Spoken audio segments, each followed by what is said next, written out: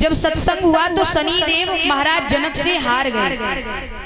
जब शनिदेव हार गए तो शनिदेव क्रोधित होकर आए और महाराज जनक की बगिया को शाप देकर भस्म कर दिया, राख कर डाला। जब राख कर डाला तो महाराज जनक ने देखा, महाराज जनक बड़े परेशान हुए। तो कुछ ऋषियों ने बताया कि अगर कोई प्रतापी राजा, प्यारे, अगर कोई प्रतापी राजा जिसके अंदर लेश मात्र भी किसी प्रकार का संशय न रहा हो, उसके राज्य पर किसी ने विजय प्राप्त न कर पाया हो, ऐसा राजा कच्चे घड़ा में कच्चा धागा बांधकर और कच्चे घड़ा को धागा से यानी घड़ा को पानी कुआं से खींचकर अगर जाकर जनक के बाग में छिड़काव कर देगा तो पुनः उनका बाग हरा भरा हो जाएगा। महाराज जनक ने ये सुना तो जनक ने पत्र लिखकर हर जगह भेजे। प्यारे, अवधपुरी में भी पत्र भेजा।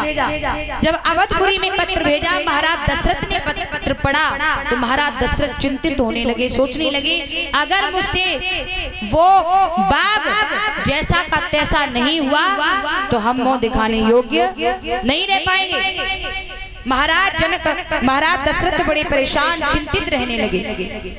भैया कौशल्या मैया ने देखो कि महाराज शयन कक्ष में लेटे, ना किसी से बोल रहे हैं, ना खाना खा रहे हैं। कौशल्या मैया भोजन का थाल लेके गई, भोजन का थाल लेके गई, लीजिए प्राण बल्लभ।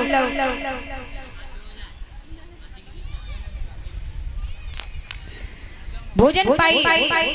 वैसे तो कौशल्या के पास में बैठकर महाराज भोजन पाते थे और कौशल्या मैया बीजना से हवा करती थी। अब की महाराज ने कह दिया थाल रख दो और चली जाओ। तो 1-2 दिन नहीं, लगातार 7 दिन हो गए। प्यारे, महाराज दशरथ ने भोजन नहीं किया, बड़े चिंतित रहने लगे। मेहतर चल करके आया। महाराज मेहतर आया, मेहतर कौशल्या से आकर बोला है कि महारानी प्रणाम करो। बोले खुश रहो। बोले महारानी महाराज कहाँ है? बोले लाला पता नहीं, वो तो कई दिन से अंदर से निकल ही नहीं रहे, ना किसी से ज्यादा बात कर रहे हैं, ना भोजन खा रहे हैं। मेहतर कहने लगा महारानी महाराज हैं कहाँ? मुझे उनके दर्शन करने हैं। बोले अंदर चले जाओ। महाराज के पास मेहतर आए। मेहतर हाथ जोड़कर महाराज से बोले महाराज प्रणाम करता हूँ। बोले खुश रहो। बोले महाराज एक बात बताइए। बोले हाँ। आप 7 दिन से भोजन क्यों नहीं कर रहे हैं? महाराज दशरथ सोचने लगे हमारी खुद की रानी को जनाए मालूम है कि राजा भोजन नहीं कर रहे हैं 7 दिन से, लेकिन इस मेहतर को कैसे मालूम? दशरथ कहने लगे भैया तुझे कैसे मालूम कि मैं भोजन नहीं कर रहा हूँ? मेहतर कहने लगा महाराज ये बताइए कर क्यों नहीं रहे हैं? दशरथ कहने लगे भाई तुझे मालूम कैसे? तब मेहतर ने कहा कि महाराज जब आप भोजन करते थे तो आपके भोजन के बाद जो थोड़ी बहुत जूठन बचती थी, वो जूठन मेरी माँ मेरे लिए ले जाती थी। आज 7 दिन है गए, जब तक आपकी जूठन नहीं मिलती थी तब तक मैं कुछ खाता नहीं था। आज 7 दिन हो गए, मैंने भी भोजन नहीं किया है। अब महाराज आप भोजन करिए और चिंता को त्यागिए। मेहतर ने महाराज को भोजन कराया और निवेदन किया थोड़ा सा प्रसाद छोड़ देना। महाराज ने थोड़ा सा भोजन छोड़ा, मेहतर ने वो खाया। महाराज को प्रणाम किया, जवाब दिया महाराज आप चिंतित न हो, मुझे आज्ञा दीजिए मैं जनक के बाग को जाकर हरा भरा करूंगा। मेहतर गया, कच्चे घड़ा में कच्चा धागा बांधकर कुआं से पानी खींचकर 1 बार नहीं 10 बार उस मेहतर ने कुएं से पानी खींचकर महाराज जनक के बाग में जाकर छिड़काव कर दिया। वो बाग जो था पुनः जैसा था वैसा हो गया। ये बात बाद में महाराज जनक को मालूम पड़ी, ये तो कोई मेहतर था। दशरथ स्वयं बनाए आए कि कहो मेहतर को भेज दो, तो वो ही बात महाराज जनक के अंदर बैठ गई थी कि अवधपुरी में ऐसे ऐसे प्रतापी लोग रहते हैं, ऐसे ऐसे प्रतापी लोग रहते हैं। और अगर बेटी के स्वयंवर का अगर मैंने पत्र भेज दिया, दशरथ अपने पुत्र को न भेजकर अगर किसी बलशाली मेहतर को भेज दिया, अगर उसने धनुष तोड़ दिया तो अनर्थ हो जाएगा। इसी वजह से हर जगह पत्र भेजा था प्यारे, लेकिन अवधपुरी में पत्र नहीं भेजा था। एक कारण और है जो पत्र नहीं भेजा था। दूसरा कारण क्या है? एक पतिव्रता स्त्री थी, उसके पति को कोढ़ हो गया था।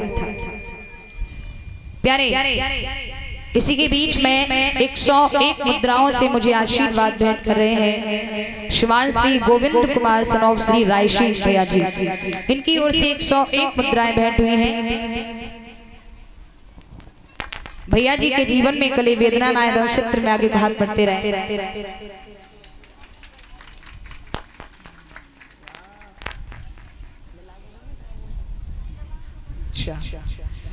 और बहुत बहुत आभार, दीर्घ आयु की कामना है हमारे भैया के जीवन में कले वेदना ना आए। गोविंद भैया सदमार्ग पर चलते रहे, माता पिता का नाम रोशन करते रहे और 101 मुद्राओं से मुझे आशीर्वाद प्रदान कर रहे हैं श्रीमान श्री पप्पू यादव जो लुकड़ापुर से हैं। यही गाँव है ना जी। श्रीमान श्री पप्पू यादव जी ग्राम लुकड़ापुर से हैं। की ओर से 101 मुद्राएं मुझे आशीर्वाद भेंट हुआ है। बहुत बहुत आभार, आपका आशीर्वाद इस बेटी व बहन के ऊपर बना रहे जिससे बहन अपनी मंजिल को प्राप्त करे। दीर्घायु की कामना है, सुख समृद्धि जीवन में बनी रहे।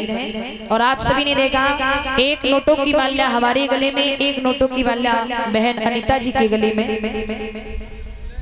भेंट करके गई है हमारी बहन श्रीमती रूबी देवी। उनका बेटा अंश की वंश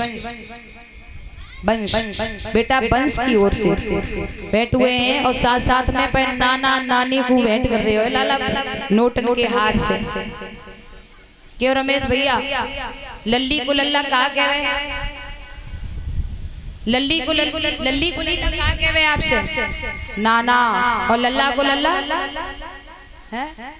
बड़ा विचित्र रिश्ता है प्यारे। लल्ला को लल्ला कह रहे हो बाबा बाबा बाबा, अब बाबा है जाओ, देर मत करो।